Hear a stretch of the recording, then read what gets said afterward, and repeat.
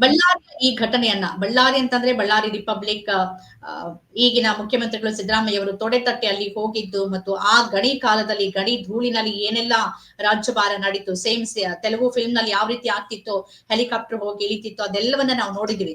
ಸಂಪೂರ್ಣ ಚಿತ್ರಣ ಕಾನೂನಿನ ಮುಂದೆ ಬದಲಾಗಿ ಹೋಯ್ತು. ಆದ್ರೆ ಈಗ ಮತ್ತೆ ಅದೇ ರೀತಿಯ ಹಿಂದಿನ ಅಂದ್ರೆ ಒಂದು ಇತಿಹಾಸ ಇದೆ, ಆ ಇತಿಹಾಸ ಮರುಕಳಿಸ್ತಾ ಇದೆ. ಈ ಒಟ್ಟು ಘಟನೆ ಬಗ್ಗೆ ತಮ್ಮ ಪಾಯಿಂಟ್ ಆಫ್ ವ್ಯೂ ಏನು, ಯಾವ ರೀತಿ ಈ ಘಟನೆಯನ್ನು ನೋಡ್ತೀರಿ ತಾವು? ಇಲ್ಲ, ಹೊಸ ವರ್ಷದಲ್ಲಿ ಇಂಥದ್ದೊಂದು ಘಟನೆ ನಡೀಬಾರ್ದಾಗಿತ್ತು. ನೋಡಿ, ಇಬ್ಬರು ರಾಜಕಾರಣಿಗಳು ಬಹಳ ಇಬ್ಬರು ಹಣಬಲದಲ್ಲಿ ಮತ್ತು ತೋಳ್ಬಲದಲ್ಲಿ ಸಮಾನ. ಅವರು ಸಾವಿರಾರು ಕೋಟಿ ರೂಪಾಯಿ ಒಡೆಯ, ಇವರು ಸಾವಿರಾರು ಕೋಟಿ ರೂಪಾಯಿ ಒಡೆಯ. ಇಬ್ರು ತೊಡೆ ತಟ್ಟಿದ್ದಾರೆ. ಯಾರು ಬಡವ ಪಾಪ ಜೀವ ಕಳ್ಕೊಂಡಿದ್ದಾನೆ ಕಾರ್ಯಕರ್ತ. ಇದು ನಡೀಬಾರ್ದಾಗಿತ್ತು. ನೋಡಿ, ಹಿಂದೆ ಅಕ್ರಮ ಗಣಿಗಾರಿಕೆ ನಡೀತಿದ್ದಾಗ ಅದೊಂದು ತನಿಖೆ ನಡೆದಂತ ಲೋಕಾಯುಕ್ತ ನ್ಯಾಯಮೂರ್ತಿ ಸಂತೋಷ್ ಹೆಗಡೆ ಅವರು ಇದನ್ನ ರಿಪಬ್ಲಿಕ್ ಆಫ್ ಬಳ್ಳಾರಿ ಅಂತ ಕರೆದ್ರು. ಯಾಕೆ ಅದನ್ನ ಕರೆದ್ರು ಅಂದ್ರೆ, ಅಲ್ಲಿ ಜನಾರ್ದನ್ ರೆಡ್ಡಿ ಅಂಡ್ ಬ್ರದರ್ಸ್ ಹೇಳಿದ್ದೇ ಕಾಯ್ದೆ, ಹೇಳಿದ್ದೇ ಕಾನೂನು, ಆ ತರ ಇತ್ತು. ಅವ್ರ ಮುಂದೆ ಯಾರು ಕೂಡ ನಿಂತ್ಕೊಳಕ್ ಆಗ್ತಿರ್ಲಿಲ್ಲ, ಕುತ್ಕೊಳಕ್ ಆಗ್ತಿರ್ಲಿಲ್ಲ, ಬಾಯಿ ಬಿಡಕ್ ಆಗ್ತಿರ್ಲಿಲ್ಲ, ಬಾಯಿ ಬಂದಾಗಿತ್ತು. ಅಂತ ಒಂದು ಬಳ್ಳಾರಿಯಲ್ಲಿ ಈಗ ಅವ್ರು ಯಾವ ಇದರಲ್ಲಿ ಉತ್ತರ ಕೊಟ್ಟರೋ ಜನರಿಗೆ, ಅದೇ ದಾಟಿಯಲ್ಲಿ ಉತ್ತರ ಕೊಡಕ್ಕೆ ಮತ್ತೊಬ್ಬ ರಾಜಕಾರಣಿ ಉಟ್ಕೊಂಡಿದ್ರೆ ಅವರೇ ಭರತ್ ರೆಡ್ಡಿ, ನಾರಾ ಭರತ್ ರೆಡ್ಡಿ ಅಲ್ಲಿ ಹೋಗಿದ್ದು ಆ ಸಮಯಕ್ಕೆ ತಪ್ಪೆ, ಅದನ್ನ ನಾವು ಸಮರ್ಸಕ್ಕಾಗಲ್ಲ. ಅಲ್ಲಿ ಪೋಸ್ಟರ್ ಹಾಕ್ಸಿದ್ರೆ ನನ್ಗೇನು ಆಶ್ಚರ್ಯ ಇಲ್ಲ. ಯಾಕಂದ್ರೆ ಇವ್ರ ಅಧಿಕಾರದಲ್ಲಿದ್ದಾಗಲೂ ಇವ್ರ ಮನೆಗಳ ಮುಂದೆ, ಇವ್ರಿರುವಂತ ಮನೆಗಳ ರಸ್ತೆಯಲ್ಲಿ, ಇವ್ರ ಮನೆಗಳಿರುವಂತ ರಸ್ತೆಯಲ್ಲಿ ಪೋಸ್ಟ್ಗಳನ್ನ ಹಾಕಿದ್ರು. ಆ ಪೋಸ್ಟ್ಗಳನ್ನ ಇವರು ಸಹಿಸ್ಕೊಂಡಿದ್ದಾರೆ, ಅವರ ದಬ್ಬಾಳಿಕೆ ದೌರ್ಜನ್ಯಗಳನ್ನ ಇವರು ಸಹಿಸ್ಕೊಂಡಿದ್ದಾರೆ. ವಿಧಾನಸಭೆಗಳಲ್ಲಿ ನಡೆದಂತ ಚರ್ಚೆಯಲ್ಲಿ ಇತ್ತೀಚೆಗೆ ಡಿಸೆಂಬರ್ ತಿಂಗಳಲ್ಲಿ ನಡೆದಂತ ವಿಧಾನಸಭೆ ಅಧಿವೇಶನದಲ್ಲಿ 20 ವರ್ಷ ಭರತ್ ರೆಡ್ಡಿ ಅವರ ಅಪ್ಪ ನಾರಾಯಣ್ ರೆಡ್ಡಿ ಅವರು 20 ವರ್ಷ ಮನೆ ಈಚೆಗೆ ಬರ್ಲಿಲ್ಲ, ಕೈ ಕಟ್ಕೊಂಡು ಮನೆ ಒಳಗೆ ಕೂತಿದ್ರು. ಅಂತವ್ರು ಈಗ ಮಾತಾಡ್ತಾವ್ರ ಅಂತವ್ರ ಮಗ ಅಂತ ಹೇಳಿ ಇವ್ರು ಹೇಳ್ತಾರೆ, ಜನಾರ್ದನ್ ರೆಡ್ಡಿ. ಇದೆಲ್ಲ ಏನ್ ತೋರಿಸುತ್ತೆ ಅಂದ್ರೆ, ಈ ರೆಡ್ಡಿಗಳ ಕೈಯಲ್ಲಿ ಬಳ್ಳಾರಿ ಜನ ನಲುಗ್ತಾ ಇದ್ದಾರೆ, ಬಳ್ಳಾರಿ ನಲುಗ್ತಾ ಇದೆ. ಇದು ಒಳ್ಳೇದಲ್ಲ ಮೇಡಮ್, ಪ್ರಜಾಪ್ರಭುತ್ವಕ್ಕೂ ಒಳ್ಳೇದಲ್ಲ. ಇದು ಯಾರೇ ಮಾಡಿದ್ರು ರಿಪಬ್ಲಿಕ್ ಬಳ್ಳಾರಿಯನ್ನು ಹಣೆಪಟ್ಟಿಂದ ಹೊರಗಡೆ ಬರ್ಬೇಕು ಮೇಡಮ್. ಈಗ ಸಿದ್ದರಾಮಯ್ಯನವರು ತೊಡೆತಟ್ಟೆ ಅಲ್ಲಿಗೆ ಹೋಗಿದ್ರು ಅಂದ್ರೆ ಪ್ರಜಾಪ್ರಭುತ್ವ ವ್ಯವಸ್ಥೆಯಲ್ಲಿ ಯಾವನೂ ಇಲ್ಲ, ಎಲ್ರೂ ಕೂಡ ಜನರ ಪ್ರತಿನಿಧಿಗಳಾಗಿರ್ಬೇಕಷ್ಟೇನೆ. ನಾನು ಬರ್ತೀನಿ, ಏನ್ ಮಾಡ್ಕೋತೀನಿ ಅಂತ ತೊಡೆ ತಟ್ಟಿ ಹೋದ್ರು. 2013ಕ್ಕೆ ಅಧಿಕಾರಕ್ಕೆ ಬಂದ್ರು. ಆದ್ರೆ ಅವರದೇ ಪಕ್ಷದ ಶಾಸಕನ ಮಾತುಗಳನ್ನೂ ಕೇಳಿದ್ರೆ ಅದೇ ಫ್ಯೂಡಲ್ ಮತ್ತು ಅದೇ ದಬ್ಬಾಳಿಕೆನೆ ಕಾಣುತ್ತೆ. ನಾನು ಮನ್ಸ್ ಮಾಡಿದ್ರೆ ಸುಟ್ಟು ಭಸ್ಮ ಮಾಡಿ ಹೋಗ್ತಾ ಇದ್ದೆ ಅನ್ನೋ ಹೇಳಿಕೆಗಳು ಸಿನಿಮಾ ಡೈಲಾಗ್ಗಳಲ್ಲ. ಅಂದ್ರೆ ಯಾವ ರಿಪಬ್ಲಿಕ್ ಅನ್ನ ಇಲ್ಲವಾಗಿಸ್ಬೇಕು ಅಂತ ಸಿದ್ದರಾಮಯ್ಯ ಹೊರಟಿದ್ರು, ಅದೇ ರಿಪಬ್ಲಿಕ್ ಅಲ್ಲಿದೆ. ಆ ರಿಪಬ್ಲಿಕ್ ನ ಭಾಗವಾಗಿ ಅವರದೇ ಪಕ್ಷದ ಶಾಸಕರು ಕೂಡ ಇದ್ದಾರೆ, ಬರೀ ರೆಡ್ಡಿ ಮಾತ್ರ ಇಲ್ಲ. ಇದ್ರ ಬಗ್ಗೆ ಏನ್ ಪ್ರತಿಕ್ರಿಯಿಸ್ತೀರಿ ತಾವು? ಅಲ್ಲ, ಯಾರು ಮಾಡಿದ್ರು ಅದು ತಪ್ಪೇ. ರಿಪಬ್ಲಿಕ್ ಬಳ್ಳಾರಿ ಜನಾರ್ದನ್ ರೆಡ್ಡಿ ಮಾಡ್ಲಿ ಅಥವಾ ಭರತ್ ರೆಡ್ಡಿ ಮಾಡ್ಲಿ, ಎಲ್ಲ ತಪ್ಪೇ. ಇವರ ವೈಷಮ್ಯಕ್ಕೆ, ಇವರ ದ್ವೇಷದ ರಾಜಕಾರಣಕ್ಕೆ, ಇವರ ಹಗೆತನಕ್ಕೆ 3 ದಶಕಗಳ ಇತಿಹಾಸ ಇದೆ. ನೋಡಿ, ಅಲ್ಲಿ ರೈಲ್ವೆ ಬಾಬು ಅಂತ ಒಬ್ರು ಕಾರ್ಪೊರೇಟರ್ ಕೊಲೆ ಆಗ್ತಾರೆ. ಅದು 3 ದಶಕಗಳಿಂದ. ಆ ರೈಲ್ವೆ ಬಾಬು ಯಾರು ಅಂದ್ರೆ ಜನಾರ್ದನ್ ರೆಡ್ಡಿ ಅವರ ಅಕ್ಕನ ಗಂಡ, ಭಾವ. ಜನಾರ್ದನ್ ರೆಡ್ಡಿ ಶ್ರೀರಾಮುಲು ಅವರ ಭಾವ. ಅವ್ರ ಅತ್ತೆಯಲ್ಲಿ ಕೆಲವ್ರ ಹೆಸರೆಲ್ಲ ಪ್ರಮುಖರ ಹೆಸರು ಕೇಳ್ಬರ್ತದೆ. ಆ ಕೊಲೆ ಯಾರು ಮಾಡಿದ್ರು ಏನ್ ಮಾಡಿದ್ರು ಅದು ಬೇರೆ ವಿಚಾರ, ಅದು ಸೆಕೆಂಡ್ರಿ ಥಿಂಗ್. ಆದ್ರೆ ಆ ಘಟನೆಯಿಂದ ನಾರಾಯಣ್ ರೆಡ್ಡಿ ಮತ್ತೆ ಇವರು ಯಾರು ದಿವಾಕರ್ ಬಾಬು, ಮುಂಡೂರು ದಿವಾಕರ್ ಬಾಬು, ಇಂಥವ್ರು ಕೆಲವ್ರ ಹೆಸರುಗಳು ತಳಕ ಹಾಕಲ್ತೆ. ಅಲ್ಲಿಂದ ಆರಂಭ ಆಗಿದ್ದು ಇದುವರೆಗೆ ನಡ್ಕೊಂಡ್ ಬಂದಿದೆ. ಮೊನ್ನೆ 2023 ವಿಧಾನಸಭೆ ಚುನಾವಣೆಯಲ್ಲೂ ಕೂಡ ಇದು ನಡೆದಿದೆ. ವಿಧಾನಸಭೆ ಚುನಾವಣೆ ನೋಡಿದ್ರೆ ಜನಾರ್ದನ್ ರೆಡ್ಡಿ ಹೆಂಡತಿ ಅವ್ರ ಪಕ್ಷದ ರೆಡ್ಡಿ ಪಕ್ಷದ ಅಭ್ಯರ್ಥಿ, ಅವ್ರ ತಮ್ಮ ಬಿಜೆಪಿ ಅಭ್ಯರ್ಥಿ, ಭರತ್ ರೆಡ್ಡಿ ಕಾಂಗ್ರೆಸ್ ಅಭ್ಯರ್ಥಿ. ಭರತ್ ರೆಡ್ಡಿ ಗೆದ್ರು, ಇನ್ನು ಉಳಿದವ್ರು ಸೋತ್ರು. ಇವರಿಬ್ರು ಓಟನ್ನ ಒಟ್ಟಿಗೆ ಹಾಕಿದ್ರೆ ಭರತ್ ರೆಡ್ಡಿ ಗೆಲುವು ಕಷ್ಟ ಆಗ್ತಿತ್ತು. ಆ ತರದ ವಾತಾವರಣ ಇತ್ತು ಅಲ್ಲಿ. ಬಳ್ಳಾರಿನಲ್ಲಿ ನಿಜವಾಗ್ಲೂ ಸಿದ್ದರಾಮಯ್ಯನವರು ಹೋದಾಗ, ನೀವು ಹೇಳ್ದಾಗೆ ತೊಡೆ ತಟ್ಟಿದ್ರು ಸಿದ್ದರಾಮಯ್ಯನವರು. ಅಲ್ಲಿ ಹೋದಾಗ ಒಂದ್ ಹಂತದಲ್ಲಿ ಸಿದ್ದರಾಮಯ್ಯನವರು ಎದುರ್ಕೊಂಡ್ರು. ಸಿದ್ದರಾಮಯ್ಯನವರ ಗಣಿ ಹತ್ರ ಹೋಗ್ಬೇಕಾದ್ರೆ, ಆ ರೂಟಲ್ಲಿ ಹೋಗ್ಬೇಕಾದ್ರೆ ಸಿನಿಮಾ ಸ್ಟೈಲಲ್ಲಿ ಬೈಕ್ ಸವಾರರು ಅವ್ರು ಸುತ್ತುಡಿತಾರಂತೆ. ಆಗ ಭಯ ಬಿದ್ದಿದ್ರು ಸಿದ್ದರಾಮಯ್ಯನವರು. ಇದೆಲ್ಲ ಏನ್ ತೋರಿಸುತ್ತೆ? ಬಳ್ಳಾರಿಲಿ ಎಲ್ಲವೂ ಸರಿ ಇಲ್ಲ, ಕಾನೂನು ಸುವ್ಯವಸ್ಥೆ ಇಲ್ಲ, ರಿಪಬ್ಲಿಕ್ ಆಫ್ ಬಳ್ಳಾರಿ ನಡೀತಾ ಇದೆ ಅಂತ ತೋರಿಸುತ್ತೆ.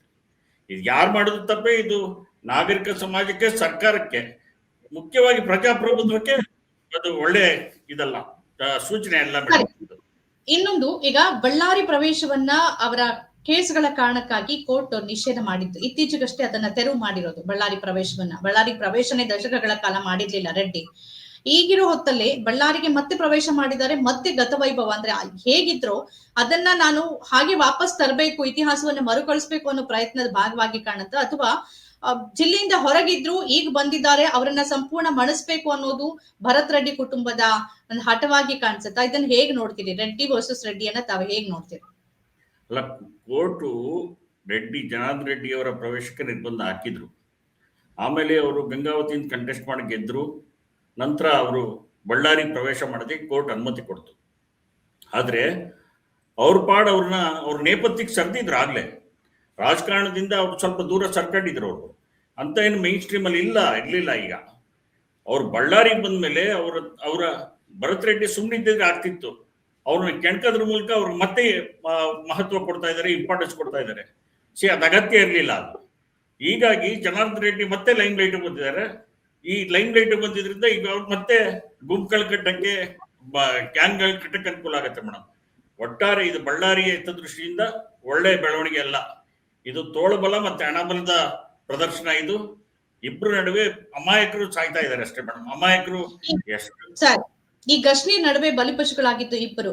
ಒಬ್ಬ ಕಾಂಗ್ರೆಸ್ ಕಾರ್ಯಕರ್ತ ಮೃತಪಟ್ಟ ರಾಜಶೇಖರ್, ಇನ್ನೊಂದು ನಿನ್ನೆ ತಾನೇ ಅಲ್ಲಿ ಜಿಲ್ಲಾ ಪೊಲೀಸ್ ವರಿಷ್ಠಾಧಿಕಾರಿಯಾಗಿ ಅಧಿಕಾರ ಸ್ವೀಕಾರ ಮಾಡಿದ್ದ ಪವನ್ ನೇಚೂರ್ ಅವರನ್ನ ಘಟನೆಗೆ ಹೊಣೆಗಾರರನ್ನಾಗಿ ಮಾಡಿ ಈಗ ಸಸ್ಪೆಂಡ್ ಮಾಡಲಾಗಿದೆ. ಇದ್ರ ಬಗ್ಗೆ ಏನು ತಮ್ಮ ಪಾಯಿಂಟ್ ಆಫ್ ವ್ಯೂ? ಮೇಡಮ್, ಈ ಸರ್ಕಾರ ತನ್ನ ತಪ್ಪನ್ನ ಬೇರೆಯವ್ರ ಮೇಲೆ ಒರೆಸಿ ಅವ್ರನ್ನ ಅದಕ್ಕೆ ಹೊಣೆಗಾರನಾಗಿ ಮಾಡ್ತಾ ಇದ್ದಾರೆ. ಅದು ಸರಿಯಾದ ನಡೆಯಲ್ಲ. ನೀವು ಹಿಂದಿನ ಇದನ್ನ ನೋಡಿದ್ರೆ, ರಾಯಲ್ ಚಾಲೆಂಜರ್ಸ್ ಬೆಂಗಳೂರು ಚಿನ್ನಸ್ವಾಮಿ ಕ್ರೀಡಾಂಗಣದ ಬಳಿ ಕಾಳ್ತುಳ್ತಾ ನಡೆದಾಗ ಅದು ತಪ್ಪು ಮಾಡಿದವ್ರು ಯಾರೋ, ಅದಕ್ಕೆ ಶಿಕ್ಷೆಗೊಳಗಾದವ್ರು ಯಾರೋ. ದಯಾನಂದ್ ಅಂತ ಒಬ್ಬ ಪ್ರಾಮಾಣಿಕ ಅಧಿಕಾರಿಯನ್ನ ಬಲಿ ಕೊಟ್ರು ಇವರು, ಹೌದಾ? ಇನ್ನೂ ಅನೇಕರನ್ನ ಸಸ್ಪೆಂಡ್ ಮಾಡಿದ್ರು. ಸೊ ಈಗ ಅವ್ರು ಸಸ್ಪೆಂಡ್ ರಿವೋಕ್ ಆಯ್ತು, ಅದು ಬೇರೆ ವಿಚಾರ. ಆದ್ರೆ ಇಲ್ಲಿ ಹೊಸದಾಗಿ ನಿನ್ನೆ ತಾನೇ ಅವರು SP ಬಂದಿದ್ದಾರೆ. ನಿನ್ನೆ ಗಲಾಟೆ ಆಗಿದೆ, ನಿನ್ನೆ ಚಾರ್ಜ್ ತಗೊಂಡಿದ್ದಾರೆ, ಗಲಾಟೆ ಆಗಿದೆ. ಏನ್ ಸಂಬಂಧ SP-ಗೂ ಈ ಗಲಾಟೆಗೆ ಏನ್ ಸಂಬಂಧ? ಹಾಗಿದ್ರೆ ಇವ್ರ ಇಂಟೆಲಿಜೆನ್ಸ್ ಏನ್ ಮಾಡ್ತಿತ್ತು? ಇವರ ಗುಪ್ತಚರ ವಿಭಾಗ ಏನ್ ಮಾಡ್ತಿತ್ತು? ಯಾಕೆ ಅವ್ರಿಗೆ ಮಾಹಿತಿ ಸಿಗ್ಲಿಲ್ಲ? ನಿನ್ನೆ ಬಂದಂತ ಅಧಿಕಾರಿಗೆ ಏನ್ ನಡೀತಾ ಇದೆ ಬಳ್ಳಾರಿ ಅಂತ ಅರ್ಥ ಮಾಡ್ಕೊಳಕ್ಕೆ 2-3 ತಿಂಗಳು ಬೇಕಾಗತ್ತೆ ಮೇಡಮ್. ಬಳ್ಳಾರಿ ಏನ್ ನಡೀತಾ ಇದೆ ಅಂತ ಅರ್ಥ ಮಾಡ್ಕೊಳ್ಳೋದಕ್ಕೆ ಅವ್ರು ಹೇಗೆ ಹೊಣೆಗಾರರಾಗ್ತಾರೆ? ಇದು ಸರಿಯಾದ ಕ್ರಮ ಅಲ್ಲ. ಹಾಗೇನಾದ್ರು ಆದ್ರೆ ಬೇರೆ ಅಧಿಕಾರಿಗಳನ್ನ ಸಸ್ಪೆಂಡ್ ಮಾಡ್ಬೇಕಾಗಿತ್ತು. ಅಲ್ಲಿ DYSP ಸಸ್ಪೆಂಡ್ ಮಾಡ್ಬೇಕಾಯ್ತು, ಅಡಿಷನಲ್ SP ಸಸ್ಪೆಂಡ್ ಮಾಡ್ಬೇಕಾಯ್ತು, ಬೇರೆಯವ್ರನ್ನ ಸಸ್ಪೆಂಡ್ ಮಾಡ್ಬೇಕಾಯ್ತು. ಈ ಅಧಿಕಾರಿ ಸಸ್ಪೆಂಡ್ ಮಾಡೋದ್ರ ಮೂಲಕ ಸರ್ಕಾರ ಬಹಳ ಅನ್ಯಾಯ ಮಾಡಿದೆ. ಮತ್ತೆ ಇದು ಪೊಲೀಸರ ನೈತಿಕತೆಯನ್ನ ಒಂಥರ ಕೊಲಾಪ್ಸ್ ಆಗೋದಕ್ಕೆ ಕಾರಣ ಆಗುತ್ತೆ ಮೇಡಮ್. ಅಲ್ಲ, ಅದು ಈ ಕಾಂಗ್ರೆಸ್ ಸರ್ಕಾರ ಬಂದ ಮೇಲೆ ಜಾಸ್ತಿನೇ ಆಗಿದೆಯಾ ಅಂತ ನೀವು ಹೇಳ್ದಂಗೆ? ಒಂದು ಪ್ರಕರಣ ಅಲ್ಲ, ಅದು ಮಂಡ್ಯ ಪ್ರಕರಣ ಇರ್ಬೋದು, ಅಥವಾ ಮೈಸೂರು ಪ್ರಕರಣ ಇರ್ಬೋದು, ಅಥವಾ ಚಿನ್ನಸ್ವಾಮಿ ಸ್ಟೇಡಿಯಂ ಪ್ರಕರಣ ಇರ್ಬೋದು. ಅಂದ್ರೆ ತಕ್ಷಣಕ್ಕೆ ನಾವೇನೋ ಮಾಡಿದ್ವಿ ಅಂತ ದೊಡ್ಡವರು ಬಚಾವ್ ಆಗ್ಬಿಡ್ಬೇಕು, ಅವರವರು ಬಚಾವ್ ಆಗ್ಬಿಡ್ಬೇಕು, ಯಾರನ್ನಾದ್ರೂ ಬಲಿ ಕೊಡ್ಬೇಕು ಅಂತ ಬಲಿ ಹಾಕಿದ್ದೆ ಅವ್ರು ಪೊಲೀಸ್ ಅಧಿಕಾರಿಗಳನ್ನ. ಮೊದ್ಲಿಂದಲೂ ಕೂಡ ಅದನ್ನೇ ಮಾಡಿದ್ದಾರೆ, ಇಲ್ಲೂ ಅದನ್ನೇ ಮಾಡ್ತಿದ್ದಾರೆ ನೋಡಿ. ಇದಕ್ಕೆ ಪಕ್ಷ ಸರ್ಕಾರ ಅಂತ ಇಲ್ಲ ನಿಮ್ಗೆ. ಬೇರೆ ಬೇರೆ ಸರ್ಕಾರಗಳು ಬೇರೆ ಬೇರೆ ಪಕ್ಷಗಳನ್ನ ತಗೊಂಡ್ರೆ, ಸರ್ಕಾರಗಳು ಮತ್ತು ಪಕ್ಷಗಳನ್ನ ತಗೊಂಡ್ರೆ ಅವರು ಕೂಡ ಅದೇ ರೀತಿ ನಿಂತ್ಕೊಂಡಿದ್ದಾರೆ. ಹಿಂದೆ ಇದ್ದಂತ BJP ಸರ್ಕಾರ ಈ ಕೇಂದ್ರದಲ್ಲಿ ಅಧಿಕಾರದಲ್ಲಿರುವಂತ BJP ಸರ್ಕಾರ, NDA ಸರ್ಕಾರ ಆಗಲಿ, ಇಲ್ಲಿ ಅಧಿಕಾರದಲ್ಲಿದ್ದ ಕಾಂಗ್ರೆಸ್ ಸರ್ಕಾರ ಆಗಲಿ, ಈ ಹೊಣೆಗಾರಿಕೆಯನ್ನ ಹೊರದಕ್ಕೆ ಅವ್ರು ತಯಾರೇ ಇಲ್ಲ. ಹೊಣೆಗಾರಿಕೆ ಹೊರಬೇಕಲ್ಲ, ಹೊಣೆಗಾರಿಕೆ ಫಿಕ್ಸ್ ಮಾಡ್ಬೇಕಲ್ಲ. ಇದು ಎಷ್ಟೇ ಇದು ನಡೀತಾ ಇನ್ಸಿಡೆಂಟ್. ಇದು ಗೃಹ ಸಚಿವರನ್ನ ಯಾಕೆ ರಾಜೀನಾಮೆ ತಗೊಳ್ಳಲ್ಲ ಇವರು? ಗೃಹ ಸಚಿವರು ಬಹಳ ಸಾಫ್ಟ್ ಅಂತ ನಿಮ್ಗೆ ಅನ್ಸಲ್ವಾ? ಗೃಹ ಸಚಿವರು ಅವರು ಲಾ ಅಂಡ್ ಆರ್ಡರ್ನ ನಿಭಾಯಿಸೋಕೆ ಅವ್ರಿಗೆ ಅಶಕ್ತರಾಗಿದ್ದಾರೆ ಅಂತ ಅನ್ಸಲ್ವಾ ನಿಮ್ಗೆ? ಸಾಫ್ಟ್ ಅನ್ಸಲ್ಲ, ಅಶಸ್ತ ಅಂತ. ಹೌದು, ಹಂಗ ಅನ್ಸತ್ತೆ. ಸಾಫ್ಟ್ ಮೃದು ಅಂತ ಅನ್ಸಲ್ಲ. ಆದ್ರೆ ಹೌದು, ಅವ್ರು ಅಟ್ಲೀಸ್ಟ್ ಅವ್ರ ಖಾತೆನ ಚೇಂಜ್ ಮಾಡ್ಬೇಕಲ್ಲ. ಯಾರಾದ್ರೂ ಸರಿಯಾದ ವ್ಯಕ್ತಿಯನ್ನ ಗೃಹ ಸಚಿವರ ಸ್ಥಾನಕ್ಕೆ ತರಬೇಕಲ್ಲ. ತರಕಾಗ್ಲಿ ಅಂತ ಹೇಳಿ ಮುಖ್ಯಮಂತ್ರಿ ಇಟ್ಕೋಬಹುದಲ್ಲ ಗೃಹ ಇಲಾಖೆನ? ಆ ಒತ್ತಾಯ ಯಾಕೆ ಬರ್ತಿಲ್ಲ? ಈಗ ರಾಜ್ಯದಲ್ಲಿ ಕಾನೂನು ಸುವ್ಯವಸ್ಥೆ ವಿಚಾರದಲ್ಲಿ ಆಗಿರೋ ಎಡವಟ್ಟುಗಳು ಒಂದೆರಡಲ್ಲ. ಆದಾಗ್ಯೂ ಕೂಡ ಗೃಹ ಮಂತ್ರಿಗಳ ರಾಜೀನಾಮೆಗೆ ವಿಪಕ್ಷಗಳಿಂದನೂ ಒತ್ತಾಯ ಬರೋದಿಲ್ಲ, ಮಾಧ್ಯಮಗಳಿಂದನೂ ಒತ್ತಾಯ ಬರೋದಿಲ್ಲ. ಇದು ಬಹಳ ಸಾರಿ ಒಂದು ಅನುಮಾನ ಮೂಡಿಸತ್ತೆ ಯಾಕೆ ಅಂತ. ಹಾಗೆ ನೋಡಕ್ ಹೋದ್ರೆ ನೀವು ರಣ್ಯಾರಾವ್ ಪ್ರಕರಣದಲ್ಲಿ ನೇರವಾಗಿನ ಹೆಸರು ಕೇಳಿ ಬಂದಿತ್ತು. ಗೃಹ ಸಚಿವರ ಒಂದು ಸಂಸ್ಥೆಯಿಂದ ಹಣ ಕ್ರೆಡಿಟ್ ಕಾರ್ಡ್ಗೆ ಪೇ ಆಗಿತ್ತು. ಇದೆಲ್ಲವೂ ನೇರವಾದ ಸಂಬಂಧಗಳು ಬಂದಿತ್ತು. ಆದ್ರೆ ಆತರದ ಬದಲಾವಣೆಯ ಸೂಚನೆಗಳು ಸಿಗಲ್ಲ, ಆ ಬದಲಾವಣೆಯ ಪ್ರಶ್ನೆಗಳು ಬರೋದಿಲ್ಲ. ಯಾಕೆ ನಂಜುಂಡೇಗೌಡ್ರೆ? ಇಲ್ಲ, ನಾನು ಹೇಳೋದು ಈಗ ನಿಮ್ಗೆ ಈಗ ಇದನ್ನ ಮುಖ್ಯಮಂತ್ರಿ ಕರೆದು ಕೇಳ್ಬೇಕಿತ್ತಲ್ಲ ಗೃಹ ಸಚಿವರನ್ನ, ಯಾಕೆ ಕೇಳಲಿಲ್ಲ? ಕೇಳ್ಬೇಕು ಮುಖ್ಯಮಂತ್ರಿಗಳು. ಇಂಥ ಸಂದರ್ಭ ಬಂದಾಗ ಗೃಹ ಸಚಿವರಿಗೆ ಏನಾಗ್ತಾ ಇದೆ, ಯಾಕೆ ಹಿಂಗಾಗ್ತಿಲ್ಲ, ಮತ್ತೆ ಸ್ಟೇಟ್ ಇಂಟೆಲಿಜೆನ್ಸ್ ಏನ್ ಮಾಡ್ತಾ ಇದೆ, ಡಿಸ್ಟ್ರಿಕ್ಟ್ ಇಂಟೆಲಿಜೆನ್ಸ್ ಗಳು ಏನ್ ಮಾಡ್ತಾ ಇದೆ ಎಲ್ಲ ಕೇಳ್ಬೇಕಲ್ಲ.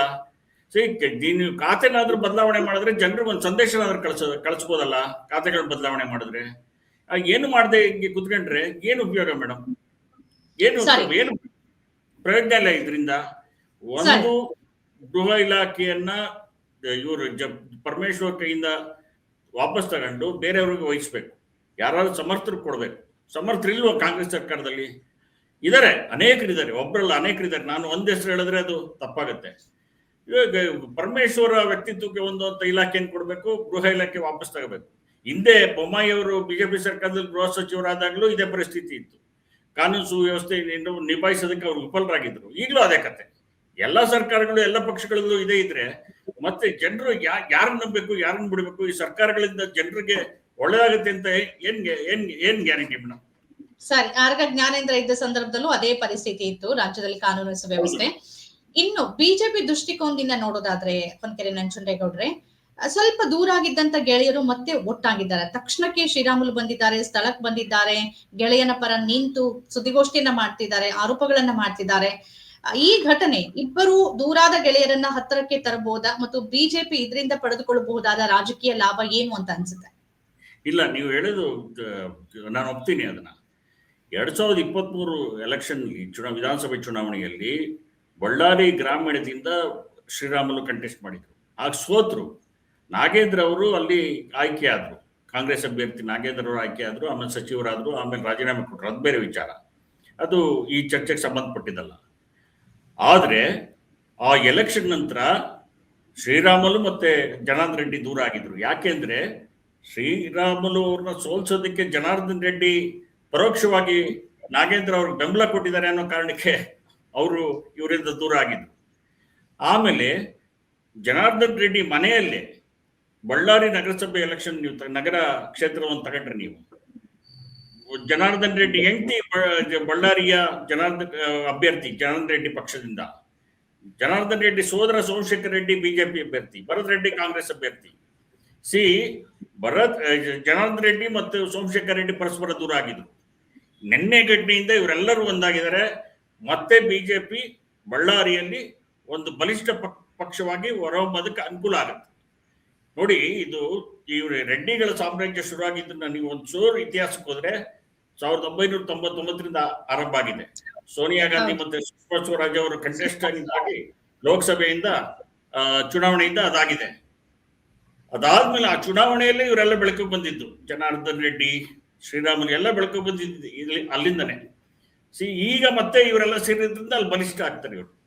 ಸರಿ ಸರಿ ಸರಿ ಹೊನಕೆರೆ ನಂಜುಂಡೇಗೌಡ್ರೆ, ಈ ವಿಚಾರದ ಬಗ್ಗೆ ತಮ್ಮ ಪಾಯಿಂಟ್ ಆಫ್ ವ್ಯೂ ಎಷ್ಟೊತ್ತು ನಮ್ಮ ಜೊತೆಗೆ ಹಂಚ್ಕೊಂಡು ಧನ್ಯವಾದಗಳು ತಮಗೆ. ನಮಸ್ಕಾರ. ನಮಸ್ಕಾರ ಮೇಡಮ್, ಥ್ಯಾಂಕ್ ಯು.